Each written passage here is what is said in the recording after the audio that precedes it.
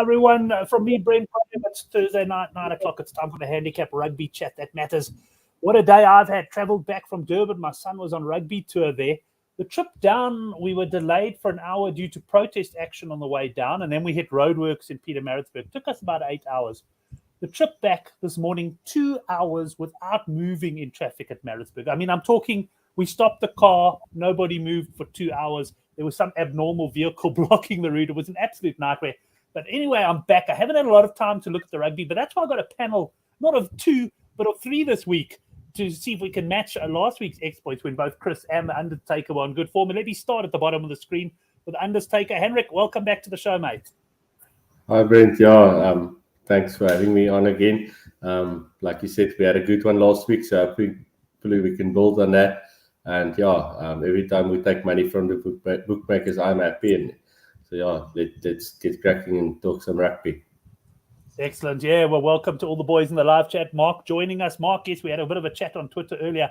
Definitely get you on as a guest sooner. We'll have to make sure Leinster are playing that weekend as well.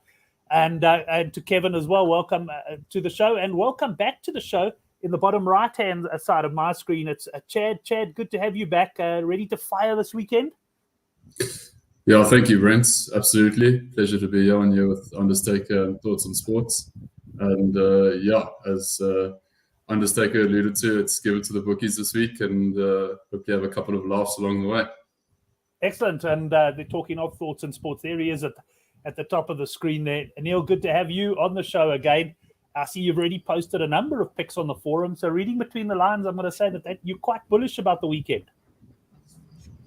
No, Brent, 100%. Just wanted to get my picks out there before the bookies move the lines in the opposite direction. So got some absolutely cracking plays lined up for the boys, some strong convictions. So looking forward to unpacking it in the show. Excellent. Well, we'll get straight stuck into a bit of a Super Rugby. Let me just scan down to where I've got all my prices. We've got Super Rugby Pacific. We've got 2 games taking place tomorrow morning. And I'm using the odds from Player Bets this week, but as per usual, guests welcome to quote from anywhere they want to. And let's get straight into it. And Neil, we'll start with you. Crusaders minus 15.5 against the Highlanders. I can tell you, we got a total points line here of 53.5.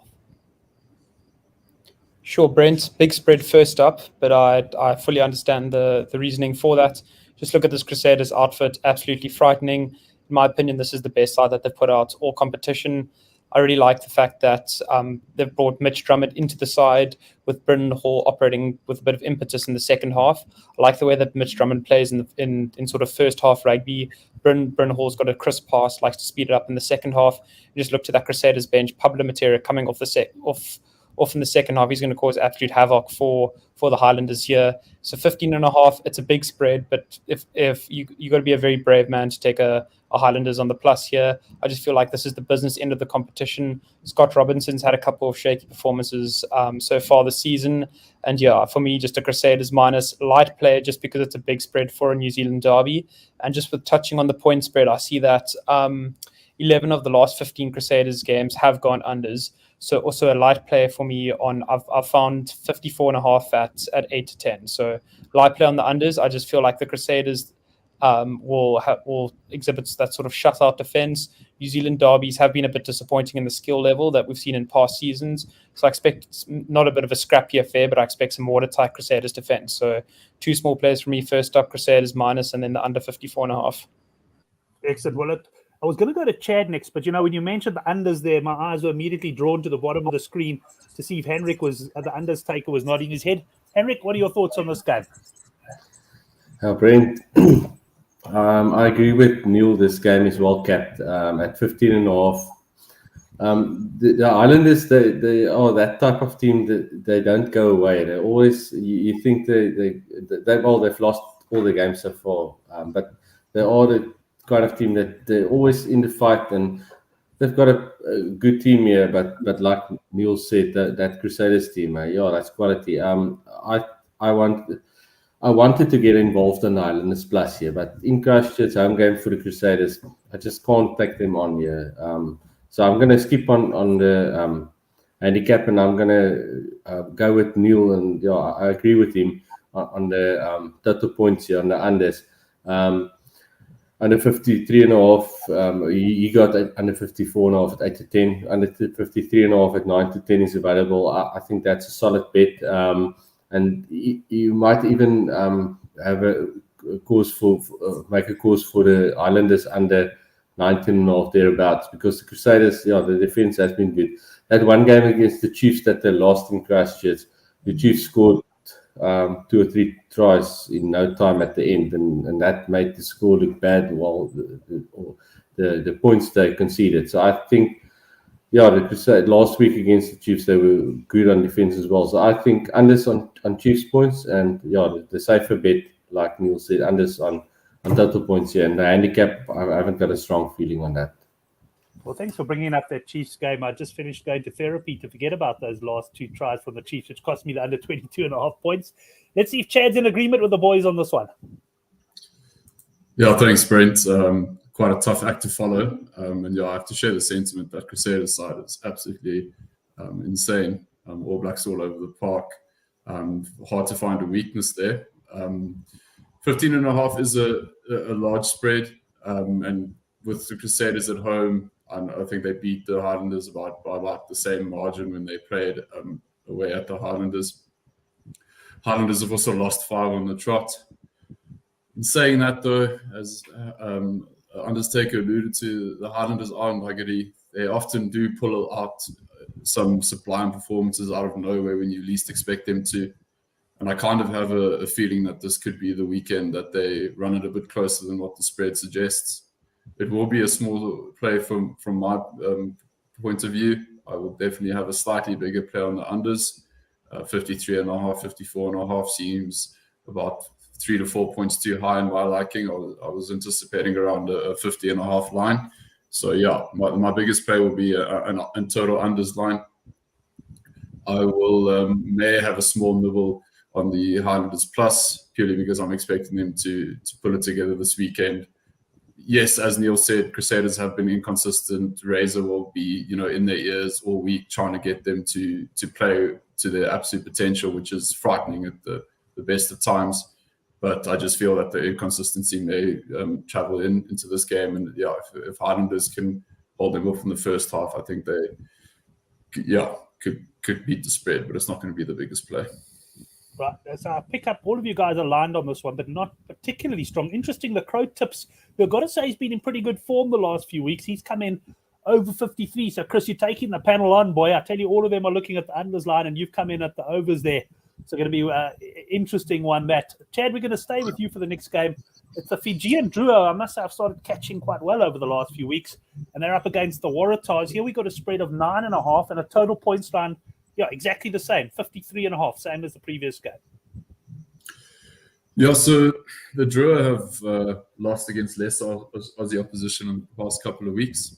The spread of minus 9.5 with Hooper back for the Waratahs is something that I may look to dabble in. Again, not the biggest play. The Drua are playing at home. I think there will be a few fans there, which means they will probably play with quite a lot of fire in their bellies. This could lead to somewhat of ill discipline, penalties being given away, cards and such, as they try to handle the adrenaline rush of playing in front of their home fans. So and as I said, with Hooper being back on I think he's on the bench, or start on the bench. I think that gives the Waratahs a good push. As I said, the Drua have lost against much lesser Aussie opposition in the Rebels and the Force. They obviously scored a couple of quick tries against the Reds a couple of weeks ago, which kind of made the scoreline a bit skewed. But I think if the Waratahs can handle the early onslaught of the fired-up Drua side, I can see them winning by more than 10 points. I'm not too sure about the overs yet. I'll have a look at the sides and then the conditions in Fiji at the time. But I don't think it'll be an unders game. May look at an overs line there, but small lean on the Waratahs minus there. Right, let's go to Henrik on this one there. Henrik, 9.5. Is the game being played in Fiji? No, it's in Robina. Where is it? Robina, I think, something like that. On the Gold Coast, in Queensland. The game is in Queensland. The conditions look all right. So I think the Waratahs minus is the way to go here, Brent. This opened up at about 8.5, and I see it's gone up to 10.5 thereabouts. You can still get 9.5, like you put on the screen there for player bets and some of the other bookmakers. I'm not sure whether 8.5 is still available, but if it is, I think that's the way to go. And then something I've picked up under Drua. In my opinion, they are a second half team, just a lot like Griquas were a few seasons ago. They were a great second half team in the Currie Cup, and the Drua seem to the first half they don't. It's like they bit of sleep, and then second half they play much better. So it's. Like you, Brent, I know you're not that good on halftime bets, and I'm not either. And we sometimes we take it, and we know we don't do it. But I think the minus 4.5 on the Waratahs first half handicap is a solid bet here. If it wasn't for my previous form on halftime bets, I would be much more comfortable and confident on this one. But I like that minus 4.5 first half handicap, and I also think the Waratahs can put them away and win by 10 plus, and then overs on Waratahs points at about 30 or 31.5 thereabouts. So the Drua they've been good, but last week they were found out a bit when I actually liked them, and the Rebels put them away a bit. So I think they can be taken on here. The Waratahs. They've got a new coach, and they've played quite well. And with guys like Mark Looper coming back now, I think the Waratahs is the way to go on the minus first half handicap and overs on Waratahs points. Yeah, and the Crow Tip's in agreement with you there, and I'm sure he'll be happy that the Undertaker's rubber stamping him there with the over 31. Let's end off with you, Neil. What have you got for us on this one? No, Brent initially was leaning unders on this game, just because for a couple of reasons. Nighttime kickoff in Brisbane, not Brisbane, in Queensland, can usually be a bit of a humidity factor, but I see the humidity is not looking too bad. Weather looks superb, 25 degrees Celsius, so we'll probably steer clear of that. If anything, look for a Drua under 22.5. I just think that they have managed to slot in a few late tries. I've mentioned before that I don't back the Reds bench too much, where they slot in a couple of late tries against the Reds. Once again, the Rebels are quite a poor side, poor defence, so they slot in a couple of tries there. Waratahs have been very impressive defensively. I think that's been a big focus of their season, and that just has me, if I'm thinking that they're going to be quite tight in defence, I do think the Waratahs will score a couple of points. I understand the sentiment for the over 31.5.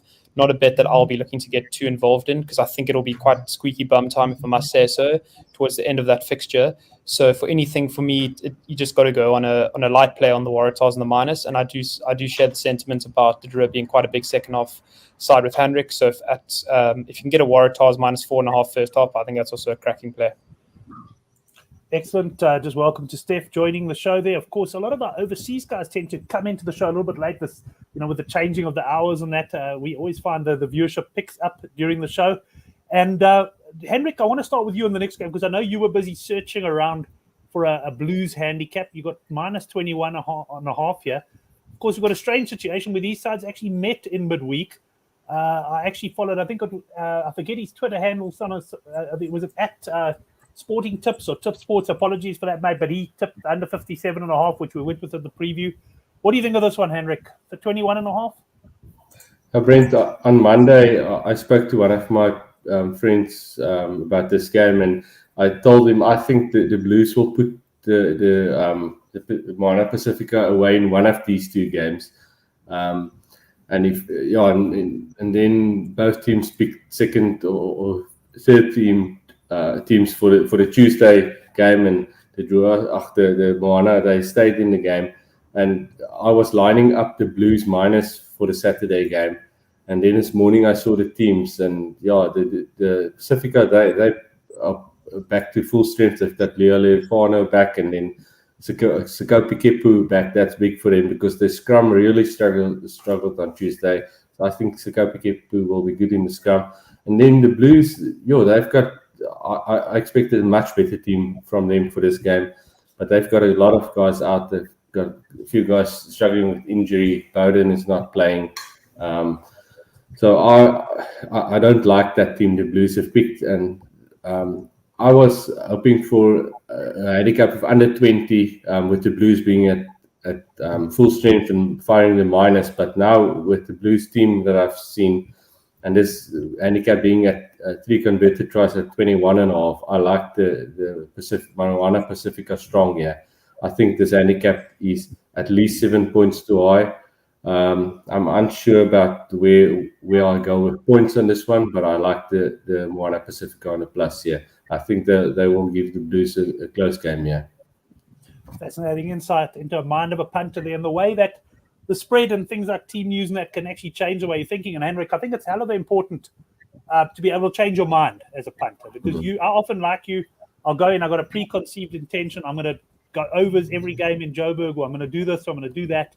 And sometimes you've got to just realize that things are going to, and I like the way you've changed your strategy there. Let's see, though, if Chad is going to rubber stamp the plus there, or if he's thinking Blues minus. Brent, I'm absolutely not thinking Blues minus. The All Blacks on leave for the Blues. It's a bit of a weaker side. And Pasifika, obviously a bit of a blip midweek, but will still be on somewhat of a high, having beaten the Canes. And as Undertaker said, Kepu back is going to be massive for their scrum. If they can keep their discipline and string a few phases together, 21.5 will land, I believe. I don't want to say easily, but I'm quite strong on the plus 21.5. Great. Neil, yourself on this game? Sure, Brent. If ever there's been a fixture I would just love not to bet on, it's this one right here, involving my favorite team, the Blues. 22.5. I think it's exactly the same spread that it was midweek. I think I actually might have been 19 or 20 midweek. Two similar sides. I do really like Bryce Heem at 12 for the Blues. Massive player for them. Big ball carrier. Obviously got quite a bit of experience playing out wide in the wing, been brought back into the centres, but he seems to be doing a sterling job. One of those players who always can free his hands through the tackle. With that being said, it is a bit of a shaky Blues side. I'm not too sure about the combinations, and we just know Blues and big minuses, they don't always agree. So quite a tentative play on the Pasifika plus here, but I'll definitely be looking to get more involved with the points lines, hoping that the bookmakers price it up again at about 58.5. I tend to think Eden Park's always a bit of an unders ground, especially when the Blues are involved. Blues traditionally have been a bit shaky off the kicking tee, so they always give a couple of points back there. So if I can get a 58.5, that'll definitely be my strike on this game, but just a very tentative call on the Blues handicap. It won't be a bet that I'll be getting too involved in this weekend. Right, let's move on to the next game, and we'll start with you, Chad. This time we've got the Reds minus 3.5 against the Brumbies. So the reverse fixture when who's playing at home? Is it the Reds? Sorry, I'm a bit confused now. Is it Reds at home versus the Brumbies? Yeah, Reds at home. Reds minus 3.5. The spread the other way around, I think, was plus 6.5, plus 7.5 Reds, and unders line of about 50.5, both of which landed. I don't have a particularly strong fancy on this game. I think the cap is well positioned. Depending on the points lines, I may look at unders again. Two of the best Australian sides playing against each other tends to be somewhat of a cagey, a low-scoring affair.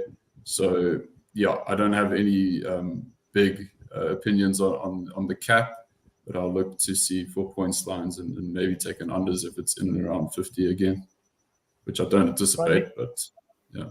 Right. You don't anticipate the line being around 50? It'll probably be, about 46, Chad? What do you think in this game? Yeah, it would probably be around 45.5, 46.5. I'd also be interested to see what the weather's like in Canberra. But still, as I said, it's quite a well-priced line for me. If it was closer to a converted try, I would have gone on the plus. But I just had a look at the way I priced this up. I always do my good for the game forum exercise on a Sunday. I priced this as Reds minus 5.5. I see your Huns coming in with Reds 1 to 12. Mark suggesting it's very much a 50-50 game. Neil, let me go to you here. I'm leaning towards the Reds on the minus here.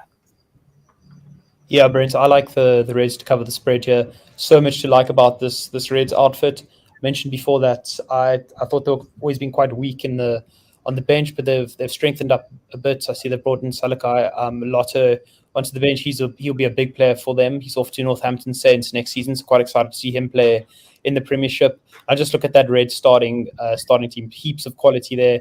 I really like the back row that they have picked in Fraser McWright, Liam Wright, and Harry Wilson. Heaps of quality there. Very much a settled halfback pairing in Tate McDermott and James O'Connor. Tate McDermott has got to be the front runner for that Aussie number 9 jersey, and just a very settled centre combination. Hamish Stewart, I think he's very underrated in that Reds outfit. Fantastic distributor, and also not scared of getting involved in defence there. And obviously got Hitman Hunter, who's just absolutely breaking 10's bodies. So looking at the Brumbies 9-10 combination, doesn't scream a lot of confidence for me. Noah Lolesio not available.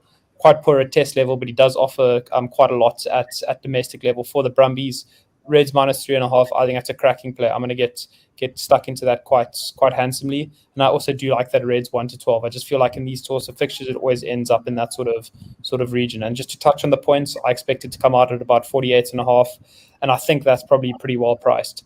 A bit tentative because I think the humidity it would only be an unders play for me here, but I think the humidity has died down a bit in Brisbane. So I think at 48.5, pretty well priced. If I'm getting 50.5, I'm taking the unders there. Excellent. Well, I must say I fancied the Reds a little bit when I started speaking to Neil. I now fancy the Reds a lot after Neil's confidence on that one. And let's see if Hendrik's aligned with him. Yeah, Brent, I checked the weather now as well, and I see the humidity expected or predicted is about in the mid-80s. So it's not way up there, but there is a bit of humidity. On this, the previous game between these two teams in Canberra, I expected it to be very close, and it was. And I think this will be close again. I'm not convinced on the minus here. I have respect for you and Neil. Obviously, you guys are very good punters, and you liking the minus makes me a bit nervous. But I think this will be very close. I think the 1-12 on the Reds, that's a good bet. That's good value. And I think the 1-7 either team, that bet you get at Sunbet, that's a good one as well. This is the two top teams in Australia, and like the previous encounter between these two teams, I think this will be close again. I think both teams will take the 3-pointers again. So I think unders and tries might be a play here, but my concern is Angus Gardner is the ref, and he, in my opinion, he's the best Australian overs ref. Well, he hasn't got a lot of competition with guys like Nick Berry and Damon Murphy, but he is an overs ref. So that is a bit of a concern. But I think under 5.5 tries, yeah, if you can get it the right price, that's a bet to take. Yeah, on the handicap, I'm undecided. I think either team by 1-7 or the Reds by 1-12, and then under some tries for me. Yeah. Excellent. I'm just actually popping onto Sunbet as you speak to have a look at that either team by 7 or less. And it's a shade under 13-10, Henrik, which, yeah, I agree with you. These Aussie derbies, that certainly could be the way to go. Obviously, I am on the minus, so I'm leaning more towards your Huns 1-12. But, yeah, we'll see which way that goes. Well, we've only got one Super Rugby game still to chat about, and that's the Hurricanes, who I've got you at plus 4.5 against the Chiefs. And Neil, we haven't started with you for a while, so let's give you first crack at this one. Yeah, Brent, I like the Hurricanes quite strong here. I don't like to take the Chiefs on as favourites. I feel like they're quite poor favourites, especially away from home. I see there's no Brodie Retallick in the second row for the Chiefs, which is massive for me. He's been the cornerstone of their set piece, of their scrum, of their maul. Big player for the Chiefs. For me, having Geordie Barrett at 12 is a great move for the Cairns. He isn't a 12 by nature, but just with the way that the Hurricanes sort of set up and the players that they have at their disposal, you have to get Geordie Barrett close to the action. You have to get him on the ball. He's a big man. He's 105 kilograms. He's getting over the advantage line. He also has a fantastic sort of rugby IQ and brain on him.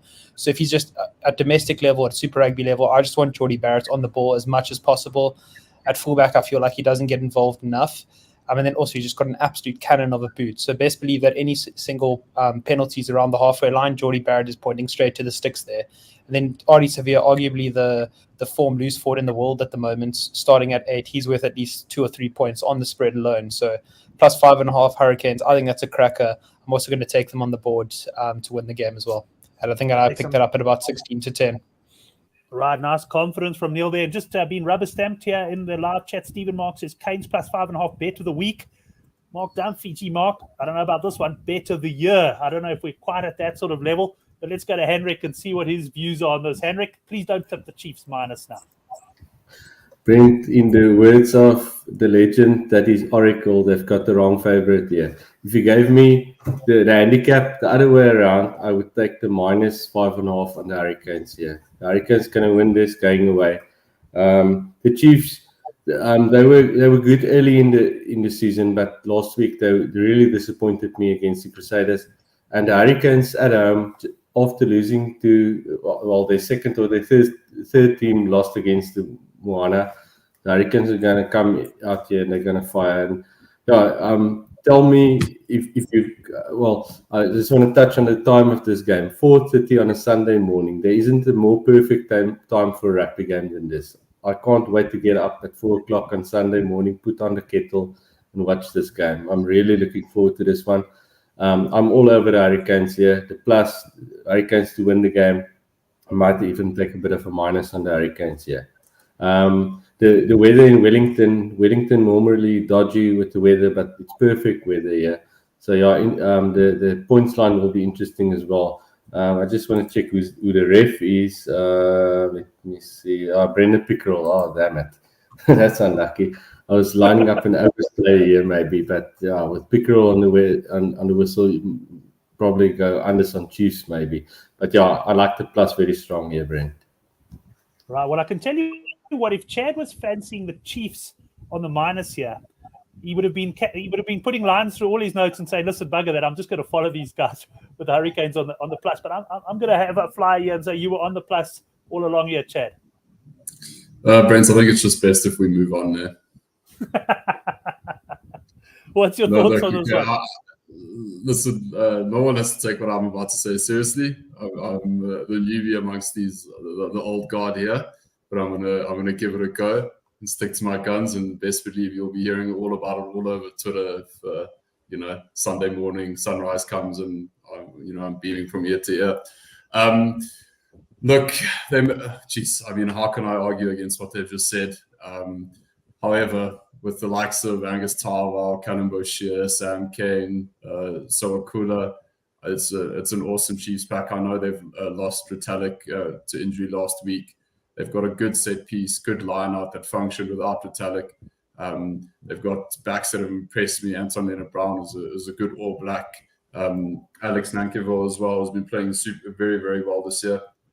Brad Weber, Josh Ioane. I think Josh Ioane's had a better season here at the Chiefs. They've got a strong bench with Atumoli coming off it to shore up the scrum. So I think in terms of the forward pack battle, they'll win. Ardie Savia is arguably one of the best players in the world. Asafo Amua is one of the most explosive players in the world. But I just think that the engine room goes to the Chiefs. The overall loose trio goes to the Chiefs as well. Duplessis Karifi is a walking penalty, unfortunately. And then to go to the backs, I don't really agree with Neil in terms of Geordie Barrett being great at 12. He's been somewhat inconsistent this year, and Garden Bishop, I don't believe, has also started at 10 all that often for the Canes. The Chiefs did start off well in the season. They do have a win over the Crusaders side, where we know we have been somewhat topsy-turvy, but they did name a good side against the Chiefs when they played. And I just feel like their backline is more settled and firing with combinations. So yes, Geordie Barrett can kick it over from 55, but I don't think he's going to get that much of an opportunity. I guess all I have to say is good luck to Henrik on the Canes minus. Excellent. Well, interesting taking on the panel there. Let's see how it goes. It's always good when there's a bit of disagreement as well. Welcome to Guystone. Guys, stay tuned while we're talking about the next games. I'm going to bring up a photo from the weekend, and I see Garth Ridgway also there on Facebook mentioning the Oracle. But gents, let's get into the United Rugby Championship now. Just checking, I didn't miss any of you on that last game. I think we did definitely end it off with Chad there. So let's get into the URC. And Henrik, I'll start with you on the first game. The Sharks minus 26.5 against the Dragons.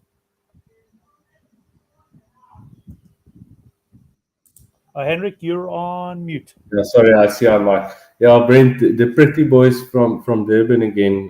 Last week they really struggled against Edinburgh. I know you were in Durban and you were strong on the plus here, and well done for that. And yeah, the unders were a great bet there as well. I see there's lots of rain expected for Durban again tomorrow night. Most of the rain coming between 4 and 5 p.m. The game is kicking off at 7, so the field should be quite wet. Looks like it's now 26 and a half. They were 29 and a half earlier today. I grabbed some 28 and a half. I'm not sure what if you can shop around to get 27 and a half still, but I think the plus is the way to go here. The Dragons, they've brought in 3 Welsh players.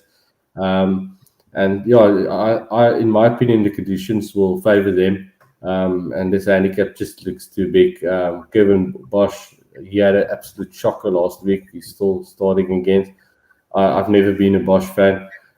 So yeah, I like the plus here, and I'll also be looking at unders on Sharks points here. I'm not sure where the line will be, but it will probably be again in just over 30s. And yeah, I will be all over that unders on Sharks points, and I like the plus strong here. We'll go to Chad next on this game there, the 26.5. Mark saying he was surprised by the Sharks losing to Edinburgh last week, and then said he's been disappointed in the South African teams. I sense a bit of stirring from Mark there on that one. But Chad, what do you think about this one? Can the Sharks bounce back? I must say I'm a little bit against I'm a little bit in favour of the Sharks on this one. I actually do think they can bounce back, and not because I rate the Sharks side, just because I don't rate the Dragons side at all. What are your thoughts on this one? I'm going to agree with Henrik, unlike the Chiefs Hurricanes situation. Yeah, the line actually has come in a bit for the Dragons on the plus. I think it came out at plus 29.5 earlier in the week, and it has slowly come in with the news of Basham and Moriarty coming in. I am somewhat worried about the Dragons scrum. I think the Sharks forwards will monster them at set piece. Whether Kerr and Bosch can actually convert that into any points is much to be desired. I think the humidity in Durban is going to be, humidity in Durban. So yeah, I am on plus 29.5 from earlier in the week. Plus 26.5, I probably would still have a small nibble at. And yeah, Sharks unders play as well. I think unders on Sharks has landed past 2 or 3 weeks in a row. Yeah, as Henrik said, I also don't back Kerr and Bosch at 10. And I just feel like the Sharks, the way they've been coached and the team, the form, the consistency just isn't there. The last week's loss would have been a bit tough to take against Edinburgh, who are a much better side than the Dragons. But I think the sentiment with the Welsh players coming back and that a big of a line against a Sharks team that isn't firing is the way to go. So yeah, the final stamp would be Dragons on the plus and a possible play on Sharks unders. Right, Neil, what are you going to go for in this one? You with the boys on the plus? Yeah, Brent, strong play for me on the Dragons plus.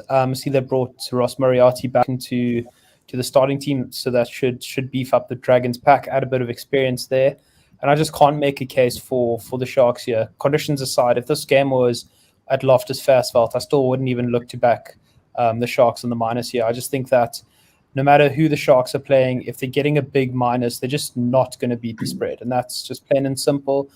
Looking at the spread, you would imagine a points line of about 13.5, 14.5 for the Dragons. That puts the Sharks points at about 39.5, 40.5. And I just can't see the Sharks scoring that many points. Just not a chance in anything that they get close to that mark. This game's going to be sweaty. It's going to be greasy. There's going to be a lot of mistakes, a lot of reset scrums. International referee, so he'll like to slow the game down, really sort of stamp his mark, explain the laws to the players, chew down the clock. 26.5, that's a massive spread for this. If you just cast your eye back to the Zebra Sharks game, I think the spread was about 42.5, 43.5. I expect it to be quite a similar fixture where the Sharks just error after error will dominate the game, but will really just struggle to convert that into points. So 26.5, that's far too big for my liking. I'm happy to take that. Even if the spread was 20.5, I'll still look to get behind the Dragons here.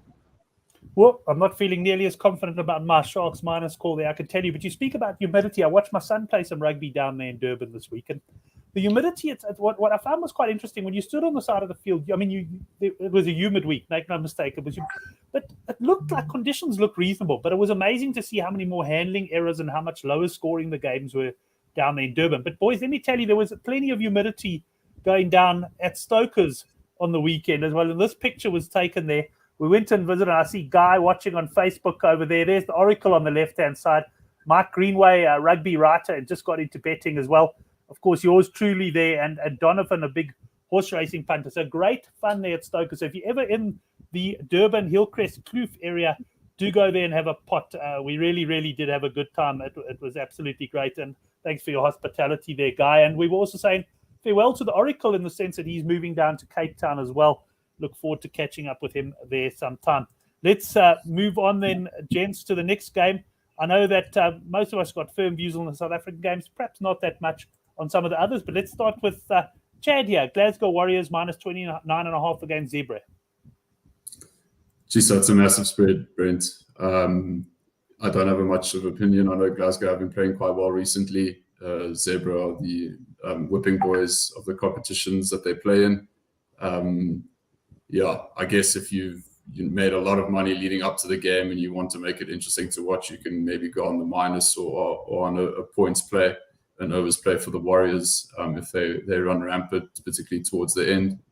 I have a slightly stronger fancy on the Benetton game, to be honest, coming up next. But no play for me on this one. No problem. There's enough games this weekend. You can't play on everyone. Neil, you're going to be sitting this one out? Yeah, Brent's sitting this one out for me. Better things to do on my Friday night than be entertained by the good old Zebra. So 29.5, tricky spread. I mean, you can't really make a case for a Zebra plus. So tentative play on the Glasgow minus, but my wallet will be firmly in my pocket for this game. Right. Well, one man I think we might be able to tempt to get his wallet out of his pocket, but it's probably going to depend on the Zebra points line is the undertaker. He loves going low on Zebra points, and we're probably going to get a pretty low quote on this one, given they 29-point underdogs, Henrik. Yeah, Brent, that's a problem, because this is such a big handicap. The Zebra points is going to be low. I think you'll be lucky to get double figures on Zebra points here. No confidence here. I think minus small play here. If you have to have a bet on this one, I'll probably just skip this game like Neil. I'm probably not going to have any money on this one. But if I had to gun to my head, I will take the minus. Right. Well, let's go back to Neil and see if he's got a view on the Benetton Treviso Connacht game, plus 4.5 the Italians. Yeah, Brent, to be honest, I think the Italians are still probably firmly inebriated from their victory against Wales at Principality. So if they're half fit and firing, I just don't know. At 4.5, Connacht, Andy Friend, heading into the business end of the URC. Connacht looking like a middle table side. They'll want to creep up the ranks there. 4.5, less than a converted try. Yeah, you just got to take Connacht on the minus here. I thought that Benetton would have offered a better fight last weekend, but not to be. So yeah, I just think that Connacht minus 4.5. I wouldn't be surprised to see Andy Friend roll out a couple of players just before the Champions Cup next weekend. Get a bit of time on the legs there. 50 minutes from Bundy Aki is all I need for the spread to cover. So Connacht minus 4.5 for me. Right, and Chad, yourself on this one?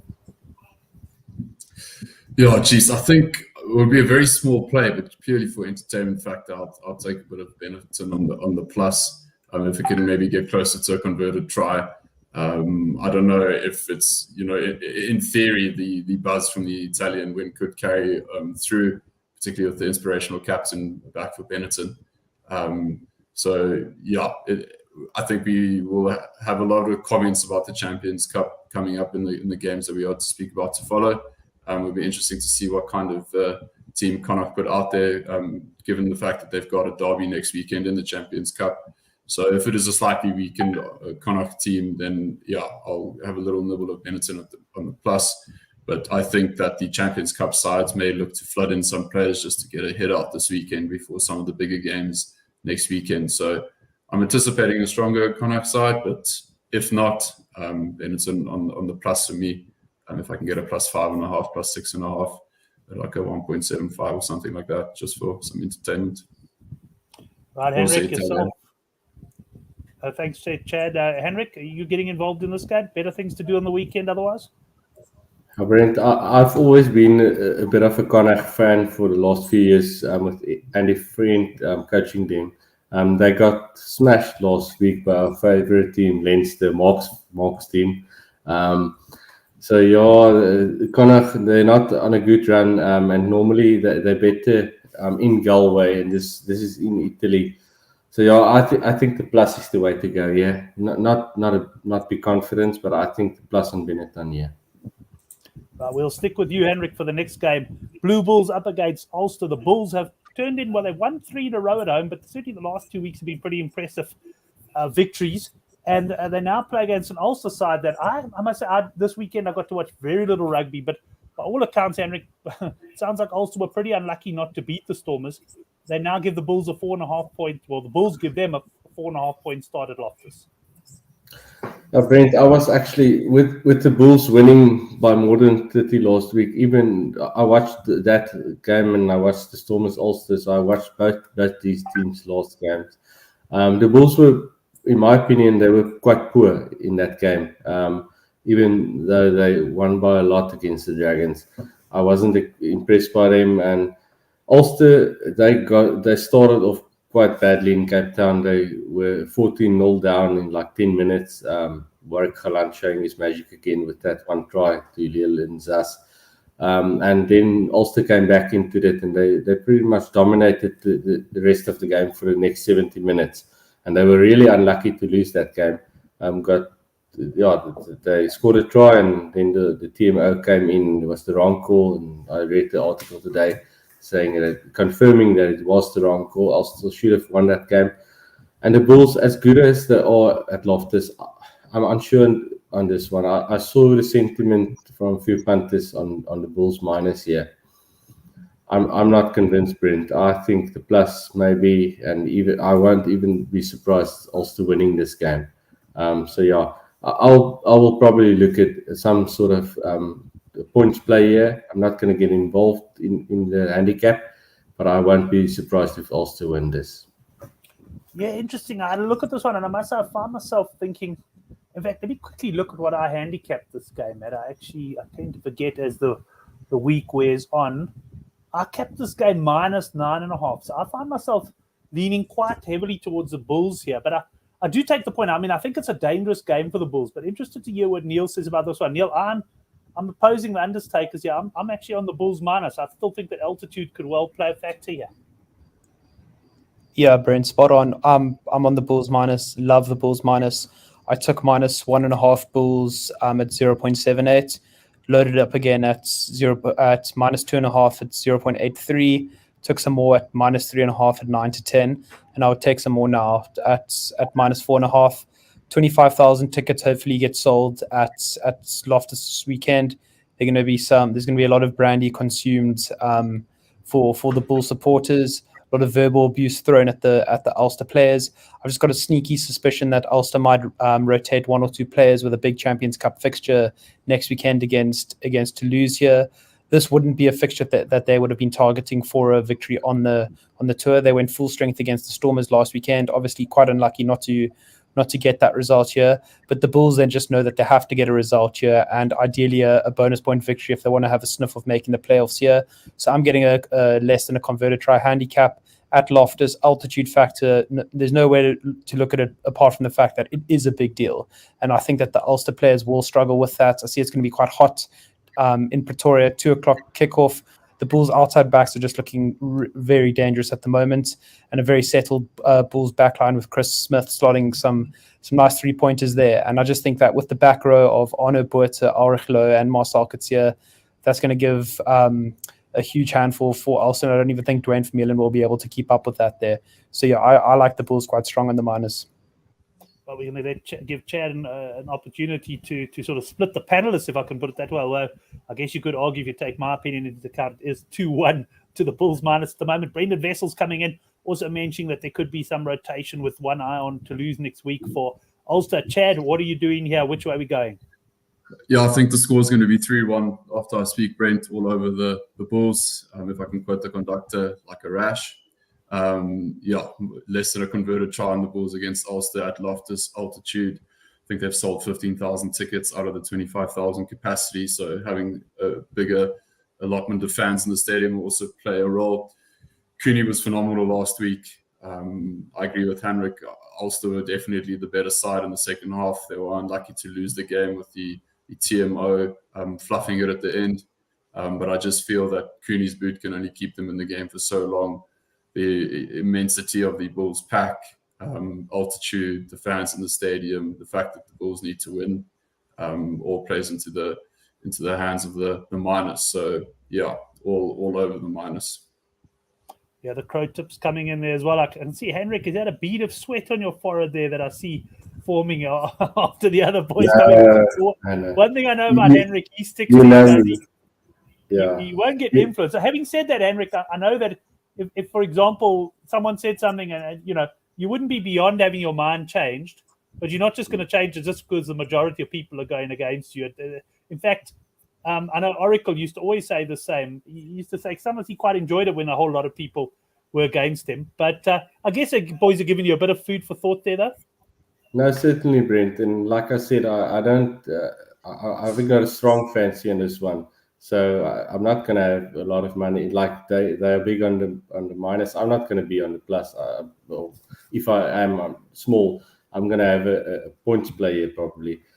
So no stress from my side. Like I will stick with my guns, except if I get good points and good factors. The game against Toulouse next week, I didn't know about that. So that's an interesting angle, and that might actually swing me a bit. So I'll have to think about that tomorrow.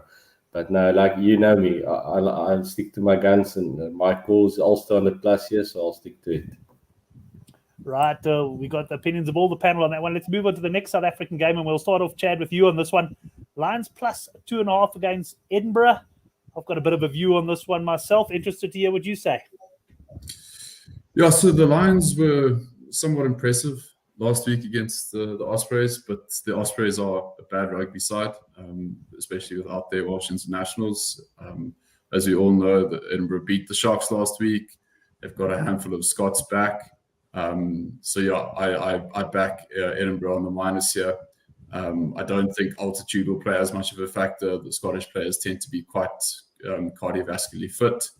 The likes of Darcy Graham, Vierpernal coming back to add some impetus into the Edinburgh squad can only be a positive thing. So I'll let the other. I'm sure the other punters will be with me on this. So I'll leave it to them to take it home. But I feel very confident on the Edinburgh minus here. Right, Henrik, are you confident of the Edinburgh minus as well, or do you think the Lions can make it 4 in a row? I agree with Chad on the minus here. The Lions, they've been playing quite well, and we just have to look 2 weeks back to that Munster game that everybody were on Munster, and Munster got knocked by the Lions. Lions were impressive last week, but like Chad said, Ospreys, they're not that great at the moment. And I actually think Edinburgh, the style they normally play, I think they will enjoy the conditions in Johannesburg. And they will manage the altitude, I think. So they've got a good kicking game, and they'll manage the pace of the game. The Lions, obviously, they know that altitude is in their favour, and they play accordingly. They try to play a high-paced game to tire the other team. But I like Edinburgh here. I think Edinburgh on the minus is the way to go. And I think there will be points in this one as well. 2 out of 2, and it's looking like I'm perhaps the one who's going to have to give a bit more thought to this game, because I was leaning towards Edinburgh. I just thought that I could see Edinburgh going out into the lead and the Lions coming back a little bit like they did against Munster. But actually in bigger agreement, I must say, with Brendan Vessels, the conductor, saying this could be the points game of the weekend. I think the points could flow. Of course, we don't have a points line to talk about just yet. But let's see, Neil, which way you're going. Are you joining the other 2 panelists on this one? No, spot on, Brent. All over Edinburgh this weekend. I must say, I thought I was going to get by the show without a reminder of that Lions Munster fixture. Had to rearrange a couple flights that were booked for June, July as a result. But it'll definitely be recouped this weekend on the Edinburgh minus. I think that's a cracking play. Chad touched on it that they've been massively strengthened by some returning Scottish internationals. Viapia now and McAnally big in the front row. Grant Gilchrist, absolute workhorse in the second row. And Darcy Graham's just been super electric in the Six Nations. And he's going to be absolutely frothing to have a crack at some altitude weather there. And I do think that Edinburgh are a very, very well-oiled unit. Supremely fit side. Mike Blair knows what he wants exactly out of his charges. I feel like that the Lions coasted last weekend against quite a poor Ospreys side. So they wouldn't have had too much of a test. Obviously, they were quite impressive against Munster. Two sort of games on the trot where they would have had their lungs extended. Edinburgh coming in after quite a morale-boosting victory against the Sharks. I was quite strong on that Edinburgh plus there, but I just think Hamish Watson's going to cause this Lions side heaps of problems at the breakdown. They won't be able to get that fast ball. Edinburgh just have too much quality in the backs, and I think that this is going to be a bit of a convincing victory for Edinburgh. And I do agree on the point sentiment, but I don't think that the bookies will be too generous to us, and I expect a points line of about 55, 56 here. Yeah, I think the bookies will probably be wise to this one. Yeah, I was leaning towards Edinburgh, but the boys have certainly given me plenty to think about. But no doubt about it, this is a game where we'll be looking at the points lines. Neil, we're going to stay with you for the next game, also involving South African team. It's the Stormers up against Ospreys. And here we got a big handicap, 21.5 points. No, Brent, so I'm going to take the Stormers on the minus here. It's a big handicap, but I just have to look straight through at that Stormers set piece, that Stormers scrum. If they were able to sort of get the urgency behind an Ulster outfit, and you best believe that they're going to be rolling over this Ospreys team. There's just a lot to like about the Stormers at the moment. They're just such a feel-good factor. We've always known they've had the talent in the squad. It just hasn't been able to produce on match day. For me, I just look at the spread and I can't see Ospreys scoring too many. Conditions are going to be slightly milder down here in the Cape. It's a bit chillier, probably about 20, 22 degrees Celsius here. So not too many conditions at play here, but I just don't think that'll be too much of a factor for the Stormers. Frans Malherbe and Steven Kitsoff are going to have an absolute field there on Saturday against Ospreys. Ospreys have one eye on that 8 o'clock beer at Caprice after the fixture. So I just can't make a case for Ospreys at the moment. You just got to get behind the Stormers at the moment and just capitalize while you still can on these minuses in South Africa. Right, Chad, what do you make of this handicap? You joining Neil there? Yes, Brent. I'm joining Neil. Like many of the other Welsh sides, they are getting a few internationals back. I don't know how many of them will feature. I know George North is coming back from injury, but he's not to play. And yeah, just what Neil touched on with regards to the front row and the Stormers pack. I just think they're going to have too much firepower. Minus 21.5 is quite big, 3 converted tries. But I just think that the lack of the firepower in the Ospreys side will see them undone. And much like the Stormers did to their Welsh counterparts a couple of weeks ago, they'll run away with it after 60 minutes. That's just the gut feel I have. Yeah, I think maybe a points line and overs line at Cape Town Stadium could go down well. Late evening kickoff, we could see a bit of Drua around given the mild conditions. So yeah, maybe a overs points line for me and a small nibble on the Stormers minus. Well, Hendrik, I was just having a look at I handicapped this game, and I handicapped this game Stormers minus 21.5. So I must admit there was nothing very obvious jumping out for me. But if you're going to make it 3-0 on the minus, I'm going to have to get involved. Now, Brent, the minus is probably the right way to go here, and I agree with the guys. You have to take the Stormers here. They are playing good rugby, and that forward pack of them, the backs, they've got quality backs, and the forward pack give them great ball with the set piece. They are good in the line out. They are great in the scrum, and like Jordan from Son of Punt always says, the scrum is just the thing happening before the penalty. So after the scrum, the Stormers get a penalty, and you can get field position. You can get a maul to go close to the. If you get a close line out close to the line, you can score a try after that. You can get 3 points.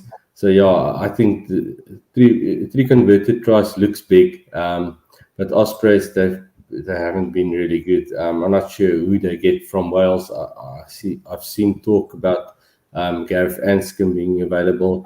But I don't see him making that big of a difference. I think the minus is the way to go here. On points, I'm unsure about this one.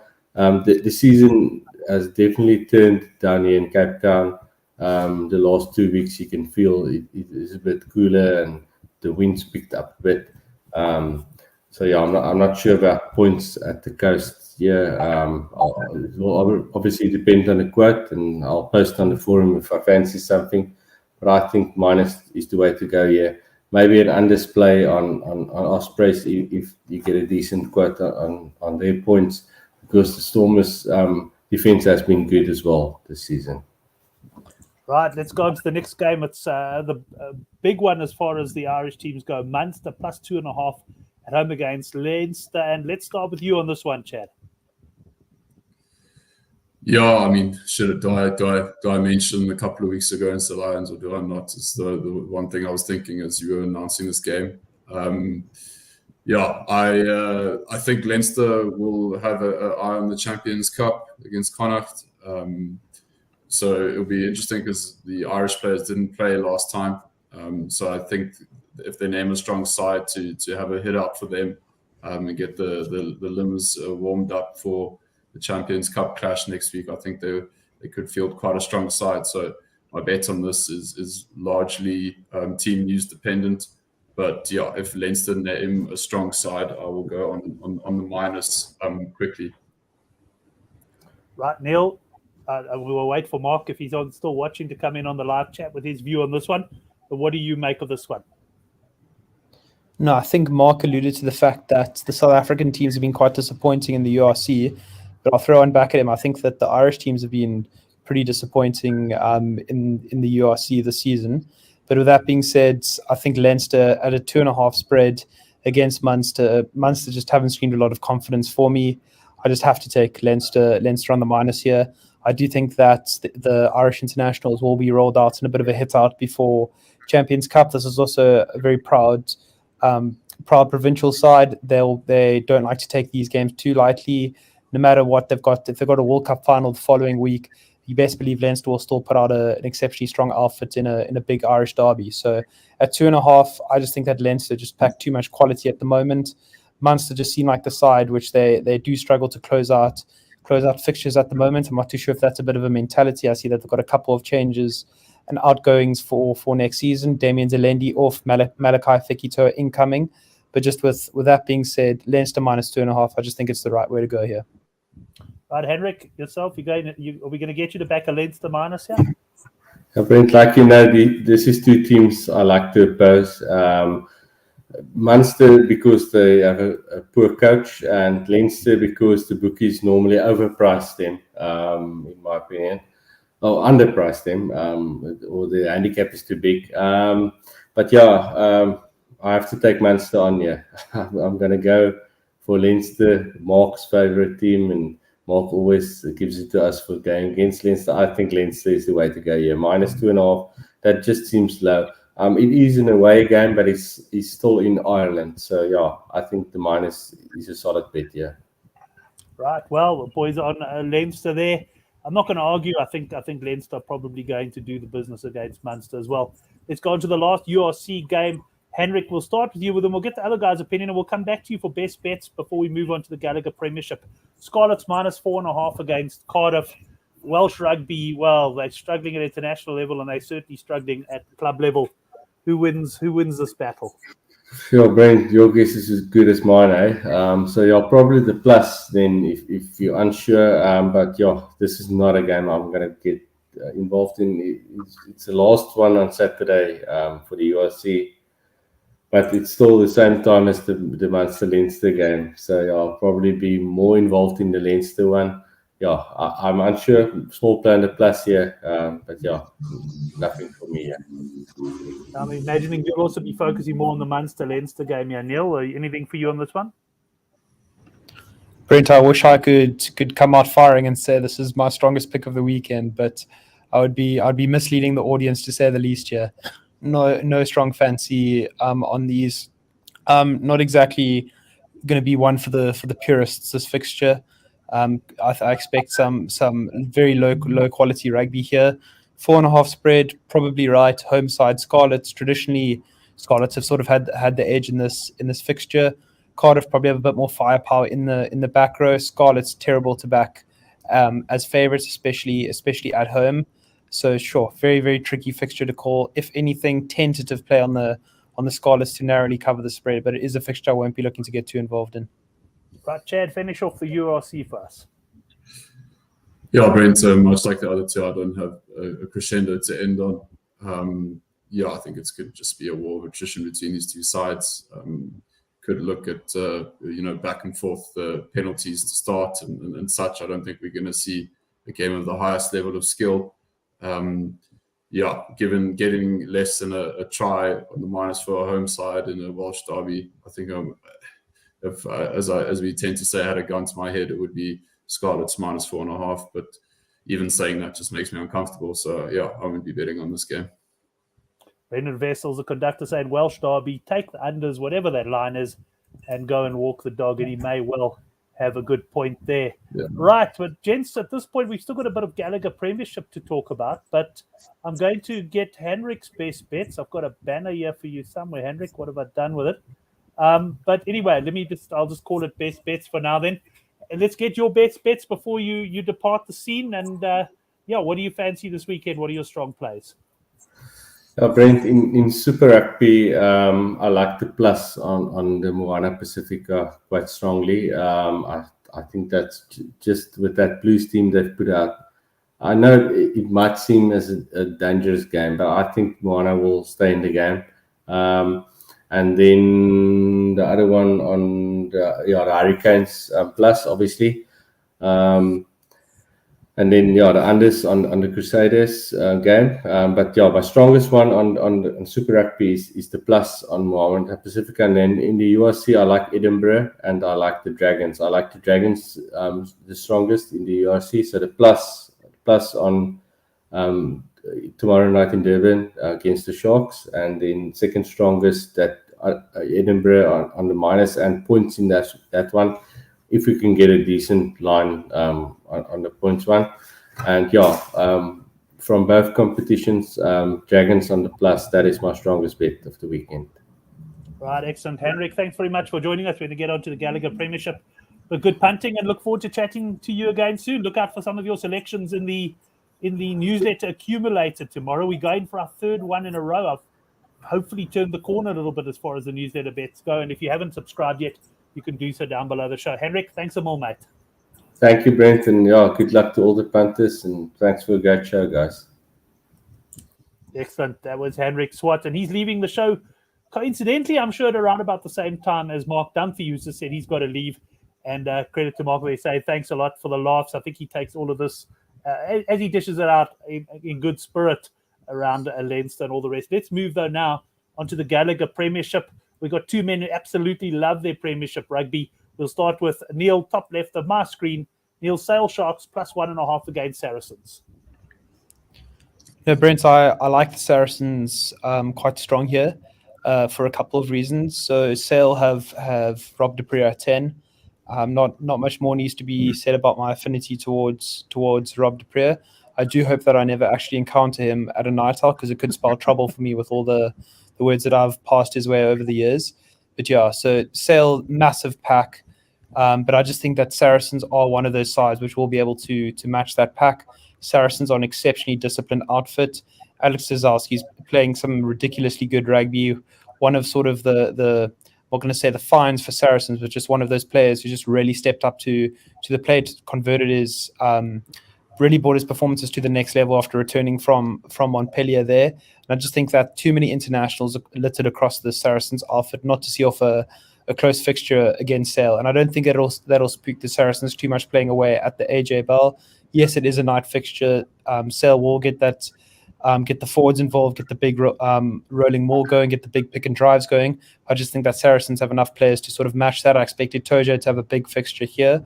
And I just see that there's a points line out already at 48.5. And I do like the unders there. It's always quite low scoring at up at AJ Bell here. And also, if you're a bit nervous to take the unders there, maybe just take a couple of points higher. I think you can get under 50.5 at 0.75. So I think that's a cracking play on a Friday night. Excellent. Well, if you do ever run into him in a pub, I also hope he doesn't have his brothers with him as well, for your sake, that's for sure. Right, let's get Chad's view on the Sale Sharks against Saracens. Yeah, Brent, I'm going to agree with Neil on this one. Saracens minus 2.5, minus 1.5. I see it is on player bets. I would happily take that line. As Neil said, Sale will have a good, big South African pack, but I feel with the likes of Jamie George, Vincent Koch, Willie Vunipola, Mauro Toje, that's already enough to kind of meet Sale up front. I also feel that Saracens have a backline that is a bit better on paper than what Sale have. Starting Tuilangi off the bench could play a factor, but I mean, I feel as if we say that every week he starts on the bench and nothing much happens. He hasn't really hit his straps like he has in the past. It's a must-win for Sale, which it will add a motivating factor, but I believe that there's fundamentally a reason why they're 14 points behind Saracens in the table. Saracens are just a high-class, quality, consistent outfit in general. I know they haven't been as consistent away from home as what they would have liked to have been in the competition as of late.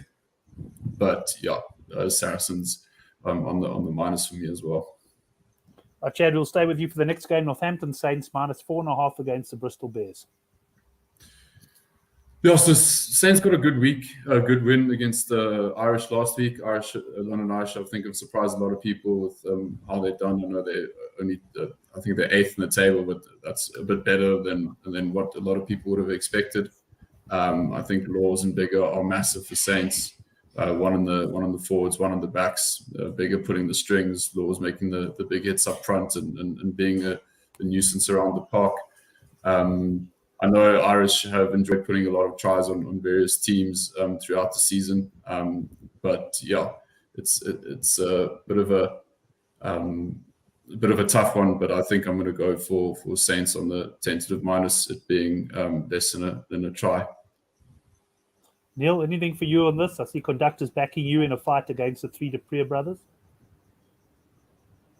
Yeah, Brent. No, thanks for that comment there, Conductor. Do appreciate the support in the comments. It means a lot. Yeah, but I do like the Saints to cover the spread against Bristol. If you're just looking at the table, Saints sitting just below the playoffs there with a game in hand. So these fixtures are absolutely vital, and it couldn't come at a better time to play back at Franklin's Gardens. I thought the Saints were very impressive last weekend against London Irish in underdogs in that fixture. So they'll really be looking to kick on at their performance. And Saints are one of those sides, if on their day that they're sort of producing to the level that they can, they are literally unstoppable in that. Franklin's Gardens is a massively fast track. I'll be looking for a nice overs play here, hopefully get it at about 50.5. Bristol defense has been very shaky this season. Pat Lam hasn't been able to build on what he did last season in taking Bristol to the semi-finals. Very disappointing season for the Bears. They'll be looking forward to next season in a bit of a rebuilding with a couple of incoming recruits for the likes of Ellis Genge and AJ McGinty there. So I just think that Bristol, one eye on next season, not a lot to play for out of the competition here. Saints minus 4.5. I like that a lot. I took some minus 3.5 early on in the week. I just think that in these types of fixtures, must win for Saints. A lot on the line, sniff of the playoffs. You just got to back the home side here to cover the spread. Right, let's stay with you then for the next game. Worcester Warriors, the home side, minus 2.5, feed the Newcastle Falcons. No, Brent, another quite a strong fancy here. If there's one thing that Steve Diamond, director of rugby of Worcester Warriors, does love, and that's it's not a relegation battle because it's been ring fenced now, but a bottom of the table clash, especially when his side are at home. He hates to lose home fixtures. That's sort of what part of his coaching DNA. He sort of instills the fact in the players that you have to win your home fixtures and be very competitive at home. Less important what happens on the road here. So what Worcester Warriors have been very impressive in the last few games at six ways. They were able to overturn the Exeter Chiefs a couple of weeks ago. I think there was a bit of illness and COVID in the camp a week or two ago. Last week's fixture against Gloucester got cancelled. But I just think back at home, those players will be fit and healthy. The medical staff would have been attending to them on the hourly basis. 2.5. Falcons been awful this season. Nothing to play for. Worcester Warriors starting to build something good. A bit of optimism floating around six ways for next season. 2.5. Yeah, you just got to take the minus here, Brent. Nice confident call on the home team there, Chad. You on the Worcester Warriors as well? Yeah, my play is not as confident. Warriors are 50-50 at home in terms of their results. Neil makes a good point about the sentiment at the club.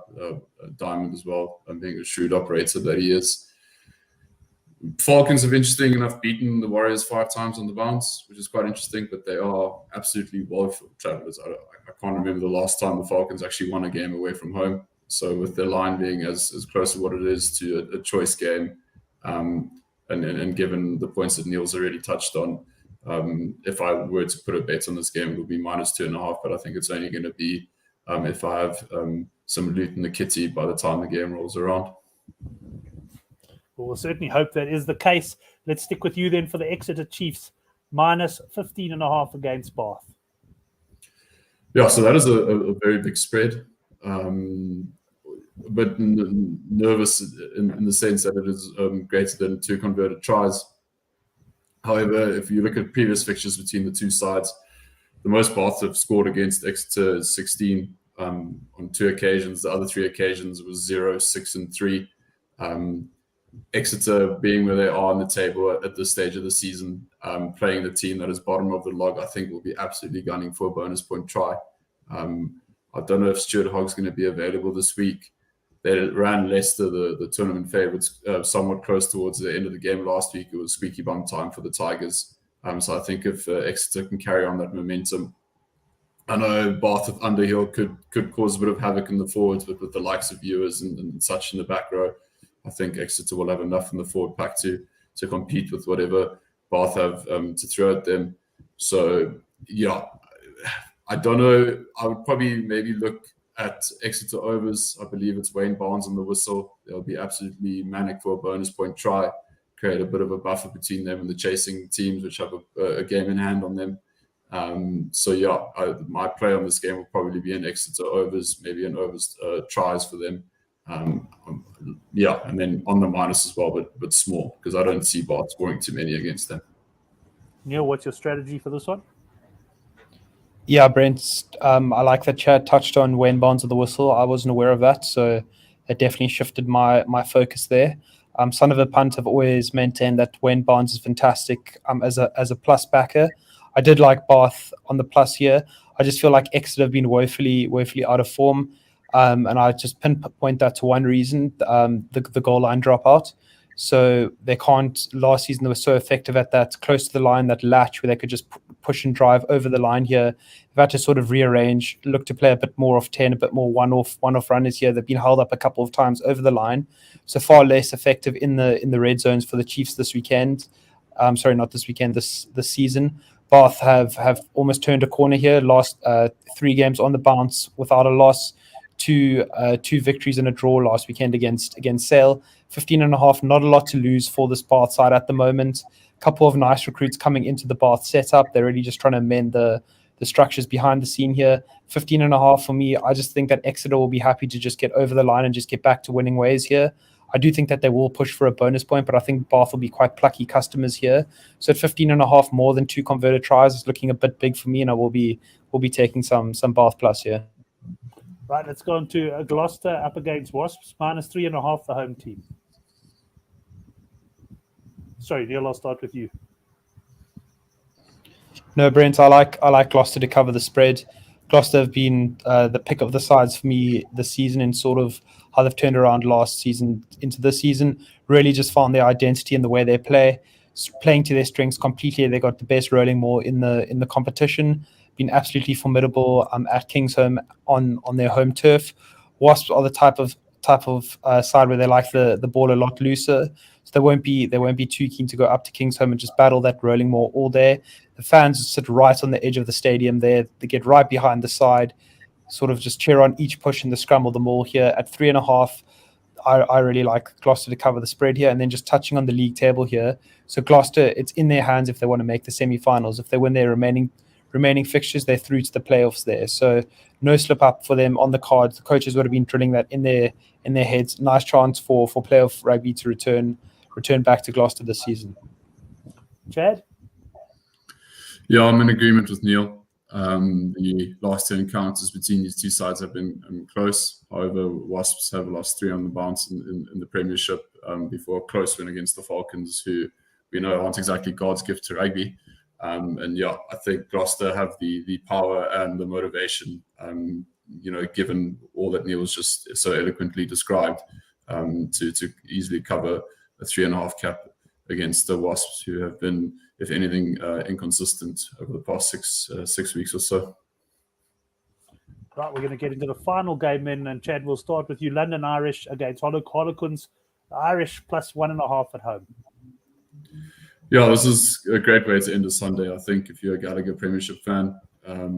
Quins in the top 4. Irish have been surprised a lot of people this year. Yeah, I think to make a long story short, I'm going to back Quins on the minus here. I think they'll get massive boosts with the likes of Dom Brunt and co coming back. Again, team news is going to be vital. I think they will want to get a hit out and some continuity and a bit of steam, as it were, before they play Montpellier, who are top of the French league at the moment, next week in the Champions Cup. So they're going to see this game as one that they need to perform well in, and I feel like they'll put an Irish side away who wobbled against the Saints last week, conceded 40, and I think the wheels have come off the Irish side, or I think this weekend will prove that the wheels have come off an Irish side whose squad, if you look at the top 8, is probably the weakest amongst those teams. So yeah, I'm quite confident on the Harlequins minus 1.5. I think that's a great bet. Right, Neil, final game. Yeah, Brent, confident play on the Harlequins minus. Chad touched on the team news there. Marcus Smith and Dom Brand starting straight into that side. Harlequins infinitely better side with those two operating and just do the roaming that they do on the park. I've been waiting all season for London Irish wheels to fall off, and it seems like it's finally happening. So I'm more than happy to get behind this Harlequins side. For me, this should be a 5.5, 6.5 spread. Harlequins just absolute quality outfit. They know that this will be a tight fixture. London Irish have been quite solid on the road. This surprised a couple of big sides, put in some big performances. But I just feel at this point in the season, London Irish seem to have run out of a bit of steam here. Harlequins going to shift into that championship mentality. Champions Cup next week, playoffs to look forward to. I think that the coach will be drilling it in these sort of tight must-win fixtures away on the road. Just got to get a result here. So Harlequins minus 1.5, quite a confident play.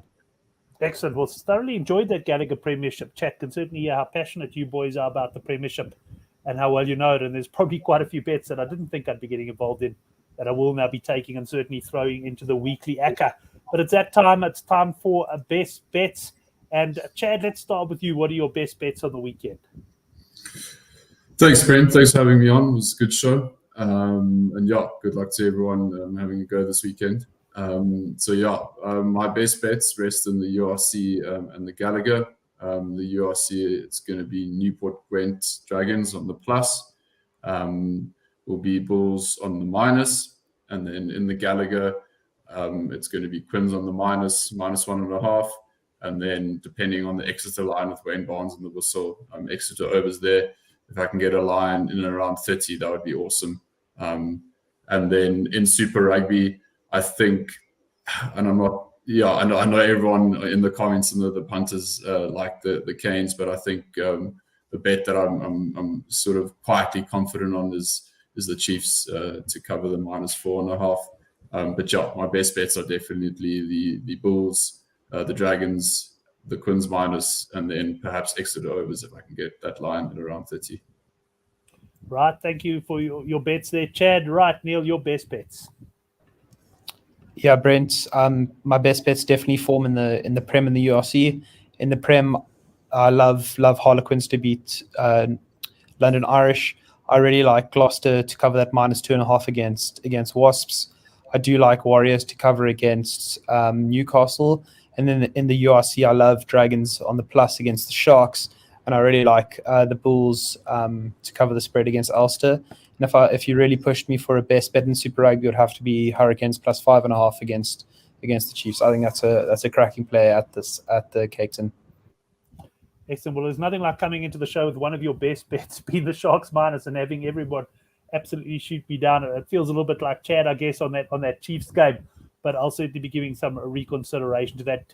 Guys, thanks very much. To get my best bets, you'll subscribe to the newsletter down below. We've also got a link to the forum thread where guys share their bets. Neil has already made a good post on that one, summarizing all his selections for the weekend. Been great having you on the show. Thanks to all the boys in the live chat. Always good to have your contributions as well. Have a good weekend's punting, everyone. We'll see you next week, Thursday, for the Handicap Rugby Chat That Matters. Thanks, guys.